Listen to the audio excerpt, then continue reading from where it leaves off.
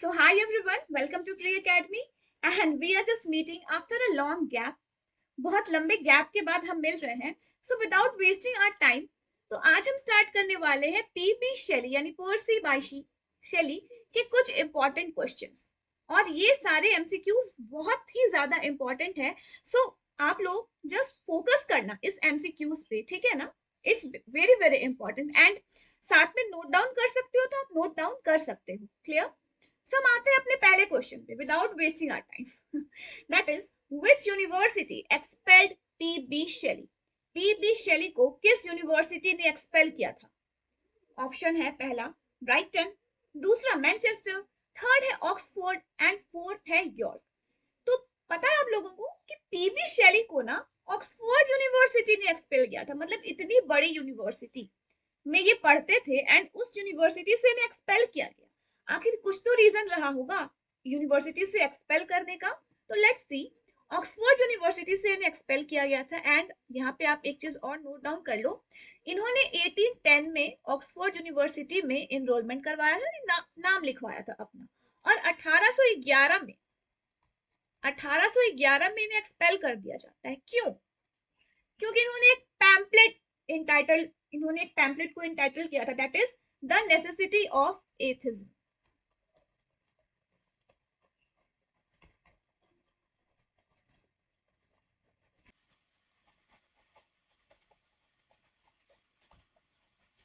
That is the necessity of atheism. ठीक है. And along with PB शेली, ये अकेले नहीं थे, इनके साथ इनके एक फ्रेंड जिनका नाम है थॉमस, इन्हें भी ऑक्सफोर्ड यूनिवर्सिटी से एक्सपेल किया गया था. तो याद रखना, अगर क्वेश्चन एग्जाम में आए, इससे क्वेश्चन फ्रेम होते हैं कि पीबी शेली के साथ और किन्हें एक्सपेल किया गया था अलोंग विद पीबी शेली, और वो कौन राइटर थे या उनके कौन से फ्रेंड थे जिन्हें एक्सपेल किया गया था. तो आंसर होगा थॉमस हॉक. क्लियर है यहाँ पर. तो पीबी शेली को ऑक्सफोर्ड यूनिवर्सिटी से एक्सपेल किया गया था 1811 में बिकॉज उन्होंने एक पैम्पलेट लिखा था, that is the necessity of atheism. इसके कारण उन्हें ऑक्सफोर्ड यूनिवर्सिटी से एक्सपेल किया गया था. यानी एक साल के अंदर ही उन्हें ऑक्सफोर्ड यूनिवर्सिटी से हटा दिया गया along with his friend Thomas Hogg. आते हैं नेक्स्ट क्वेश्चन में, जो कि है for which magazine did Shelley wrote articles.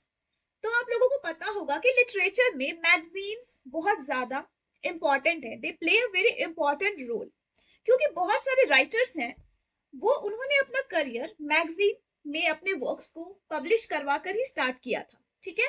तो शेली ने कौन से मैगजीन में अपने आर्टिकल्स को पब्लिश करवाया था, वो कौन से मैगजीन के लिए लिखते थे? सॉरी, ऑप्शंस हैं the white review, the Rambler, the examiner and the Spectator. तो आंसर होगा द एग्जामिनर. तो द एग्जामिनर कब आया था, कब स्टार्ट हुआ था बेसिकली? तो ये स्टार्ट हुआ था 1808 में एंड बेसिकली 1886 तक ये रहा था. तो द एग्जामिनर की जो फाउंडर है वो कौन है? जॉन एंड ले हंट. नाम याद रखिएगा. ले हंट से आप लोग फैमिलियर होंगे. ले हंट से आप लोग फैमिलियर होंगे. ठीक है. तो द एग्जामिनर आया था 1808 से 1886 तक. एंड ये जो एग्जामिनर मैगजीन है, ऐसा नहीं है कि ये छोटा मोटा मैगजीन है. इसमें आप देखोगे पीबी शेली ने कंट्रीब्यूशन किया था, मतलब अपने वर्क्स के साथ. आप देखोगे जॉन कीट्स ने कंट्रीब्यूशन किया था. आप देखोगे विलियम हेजलिट ने. ये सारे राइटर्स इंपॉर्टेंट हैं, आपने सुना होगा इनके बारे में. That's why. तो याद रखना इसमें कौन कौन से राइटर लिखते थे. तो we have Shelley, we have Keats and we have, ठीक है, हेजली, विलियम हेजली. क्लियर है. तो for which magazine did Shelley wrote articles, that is the Examiner, जो कि आया था 1808 से 1886 के बीच में. Which poem did P.B. Shelley wrote when he heard about Peterloo massacre? तो कौन सा पोएम लिखा था पीबी शेली ने जब इन्होंने पीटरलू मैसेकर के बारे में सुना था? We have Ozymandias, we have Mount Blanc, we have the Mask of Anarchy, we have To a Skylar. What will be the answer? तो ये होगा answer, that is option number C, जो कि है द मास्क ऑफ एनार्की. ठीक है. तो पीटरलू massacre कब हुआ था? 1819 में, डेट याद रखना, ठीक है ना, dates are very very important. And ये द मास्क ऑफ एनार्की भी इसी साल लिखा गया था, ठीक है। तो याद रखना कि पीबी शेली ने जब पीटरलू मैसाकर के बारे में सुना तो उसके साथ ही उन्होंने एक वर्क लिखा, that is the mask of anarchy. आते हैं नेक्स्ट क्वेश्चन में, जो कि है Shelley's final unfinished poem is titled. Shelley का एक फाइनल पोएम है जो कि अनफिनिश्ड है, उसका टाइटल क्या है? पोएम का नाम है that is the triumph of dash. We have life, death, happiness या फिर मेलनकॉली। तो आंसर होगा the triumph of life. This is Shelley's final unfinished poem. Answer है लाइफ। क्लियर है यहाँ पे सब लोगों को? आई होप आप लोग साथ साथ नोट करते जा रहे हो, बिकॉज नोट करना is very very important. Clear है सब कुछ यहाँ पर? आते हैं नेक्स्ट क्वेश्चन में, that is Shelley's first poem of any significance is named. Shelley का वो पहला पोएम जिसका कुछ सिग्निफिकेंस बनता है, उसका नाम क्या था? ऑप्शंस है Adonais, the cloud, we have the Queen Mab and Hellas. तो यहां पर मैं बता दूं आंसर है क्वीन मैप। अब क्वीन मैप क्या है? ये एक पोम है जो कि 1813 में आया था and it's basically a philosophical poem.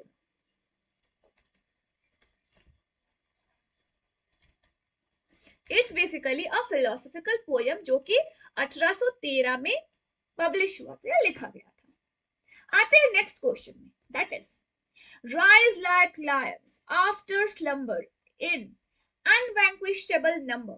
Which poem of Shelley inspired this? ठीक है, that is rise like lions after slumber. Options है Ozymandias, we have Mount Blanc, we have the Mask of Anarchy and we have To a Skylark. तो answer होगा इसका the Mask of Anarchy.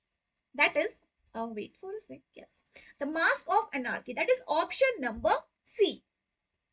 अब mask of anarchy कब लिखा गया था? मैंने अभी आप लोगों को बताया कि शेली ने पीटरलू मैसेकर से जब उन्होंने इसके बारे में सुना, जो कि 1819 में आया था, उसके बाद ही उन्होंने द मास्क ऑफ एनार्की को लिखा था, जो कि 1819 में लिखा गया था। डेट्स मैं बार बार कह रही हूँ, साथ साथ नोट डाउन करते जाओ आप सब। आते हैं नेक्स्ट क्वेश्चन में, that is my name is dash king of kings, who is this king of kings? तो बड़ा अच्छा सा लाइन है ना, माय नेम इज डैश। जैसे आप एक मूवी देखा होगा आपने, माय नेम इज खान, ठीक है ना, and I am not a terrorist, ये आपने देखा होगा ये डायलॉग तो सेम यहाँ पर है, my name is dash king of kings, who is this king of kings? तो my name is Ozymandias, king of king, यानी आंसर है option number A, that is Ozymandias. My name is Ozymandias, king of king. ठीक है, तो Ozymandias क्या है? It's basically a sonnet. ये एक सोनेट है। तो सोनेट के बारे में आप लोगों को क्या पता है? तो सोनेट क्या होता है? It's a 14 लाइन पोएम, ठीक है, एंड ये कब आया था? इसका डेट क्या है? 1818 में आया था, ठीक है, डेट्स याद, ठीक है। तो it's basically a sonnet which is a 14 line poem and ये 1818 में आया था। मैं फिर से क्वेश्चन पढ़ती हूँ, my name is Ozymandias, king of kings, who is this king? That is Ozymandias. Clear है यहाँ पर? आते हैं नेक्स्ट क्वेश्चन में, जो कि है शेलीज एडोनियस is divided into.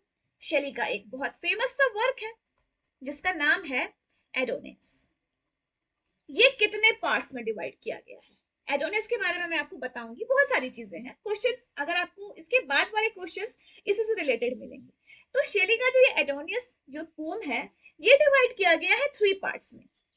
It's basically divided into 3 parts, ठीक है, यहाँ पे आंसर आप देख लो।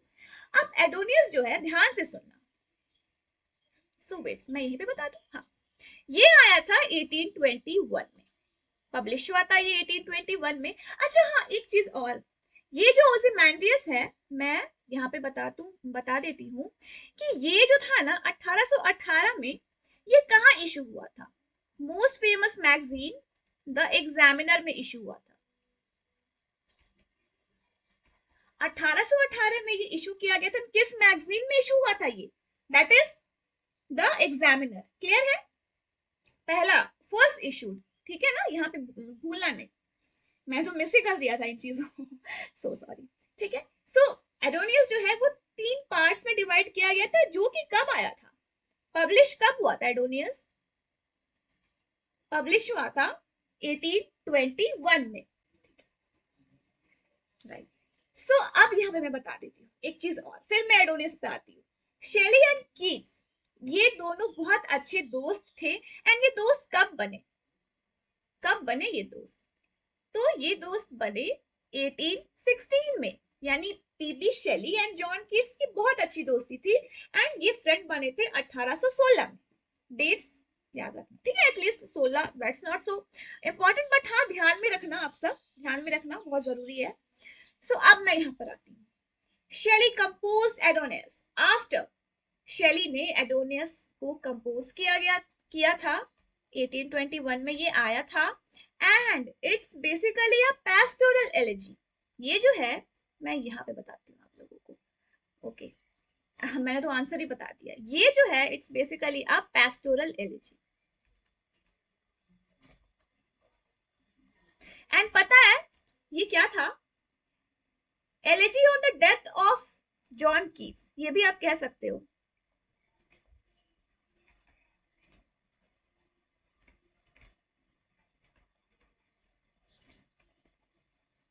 Elegy on the death of John Keats, यानी शेली ने एडोनियस कब कंपोज किया था? जब उनके फ्रेंड यानी जॉन कीट्स की डेथ हो गई थी। इस के इनके डेथ के बाद इस कविता को लिखा गया था, जो कि 1821 में आया था। तो यहाँ पर इसका आंसर होगा डेथ ऑफ जॉन कीट्स, ठीक है। एंड ये एक पेस्टोरल एलेजी है, और ये इससे हम कह सकते हैं elegy on the death of John Keats. ये इंपॉर्टेंट है, ये ध्यान में रखना एक बार। क्लियर है ना यहाँ पे सब कुछ? सो मैं क्या करती हूँ ना, एक बार आप लोगों को फिर से रिवाइज करवा देती हूँ कि आज हमने क्या क्या पढ़ा, एक सिंपल वे में, ताकि आप लोगों को सब कुछ ध्यान में रहे, राइट। सो पीबी शेली को ऑक्सफोर्ड यूनिवर्सिटी ने एक्सपेल किया था। क्यों एक्सपेल किया था? क्योंकि उन्होंने एक पैम्पलेट लिखा था, that is the necessity of atheism, जो कि 1811 में इन्हें एक्सपेल किया गया था। यानी कि 1810 में इन्होंने एनरोलमेंट लिया ऑक्सफोर्ड यूनिवर्सिटी में, एंड 1811 में PB Shelley along with his friend Thomas Hogg दोनों को एक्सपेल कर दिया जाता है। और ये जो पीबी शेली हैं वो लिखते थे द एग्जामिनर मैगजीन के लिए। तो द एग्जामिनर मैगजीन जो आया था वो 1808 से लेकर के 1886 के बीच में ये आया था, एंड फाउंडर कौन थे इसके? तो जॉन एंड ले हंट। एंड जो एग्जामिनर मैगजीन है उसमें बहुत फेमस फेमस राइटर्स लिखते थे, पोएट्स लिखते थे, दैट इज कुछ है, that is Shelley, we have John Keats, we have William Hazlitt. Clear है? Which poem did Shelley wrote when he heard about Peterloo massacre? तो जब पीबी शेली ने पीटरलू मैसेकर के बारे में सुना, तो उन्होंने एक कविता लिखी जिसका नाम है द मास्क ऑफ एनार्की। दोनों, पीटरलू मैसेकर 1819 में आया था, एंड ये भी 1819 में लिखा गया था। आते हैं नेक्स्ट क्वेश्चन में। शेली का एक फाइनल और अनफिनिश्ड पोम है जिसका नाम है the triumph of life. Clear है? यहाँ पे अगर पूछा जाए कि शेली का एक फाइनल और अनफिनिश्ड वर्क है तो उसका नाम क्या है, तो आंसर होगा द ट्रायम्फ ऑफ लाइफ। आते हैं नेक्स्ट क्वेश्चन में, that is Shelley's first poem of any significance is name. Shelley का पहला पोएम जिसका कुछ सिग्निफिकेंस बनता है उसका नाम है क्वीन मैप। ये आया था 1813 में, and it's basically a philosophical poem. It's basically a philosophical poem या वर्क आप कह सकते हो। Next question. Rise like lions after slumber is unvanquishable number. Which poem of Shelley inspired this? तो the answer is the Mask of Anarchy. मैंने पहले बताया कि ये 1819 में आया था। पीटरलू मैसेकर से इंस्पायर आप नहीं कह सकते, उसके बारे में सुन के पीवी शेली ने इस वर्क को लिखा था। आते हैं next question, that is my name is dash king of kings. तो answer is my name is Ozymandias, king of kings. तो ओzymandias ये इशू हुआ था सबसे पहले 1818 में द एग्जामिनर मैगजीन में। तो इट्स बेसिकली अ सोनेट। अब सोनेट क्या होता है? Sonnet is a 14 line poem. आते हैं नेक्स्ट क्वेश्चन में। शेली की एक वर्क है एडोनियस, ये 1821 में आया था एंड पब्लिश हुआ था 3 पार्ट्स में। तो एडोनियस जो है वो बेसिकली एक पेस्टोरल एलेजी है, और आप इसे कह सकते हो elegy on the death of John Keats. John Keats और पीबी शेली बहुत अच्छे दोस्त थे, उनकी दोस्ती हुई थी 1816 में, एंड जब जॉन कीट्स की डेथ हो जाती है तो उसके बाद इन्होंने ये वर्क लिखा था, दैट इज एडोनियस। ठीक है, और यहाँ मैं बता दूं कि एडोनियस जो है it's one of the most important work of PB Shelley.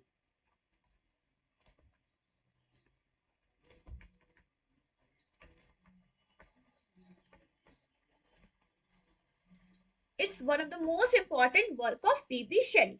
Clear है यहाँ पे सब कुछ? तो हमने आज कुछ क्वेश्चंस किए, कुछ इंपॉर्टेंट क्वेश्चंस किए। आई होप आपको ये क्लासेस अच्छे लगे होंगे। सो अगर ये क्लासेस आपको अच्छे लगे हैं तो just subscribe to my channel that is Free Academy, and या मिलते हैं हम लोग फिर से दूसरी क्लास में। तब तक के लिए बाय।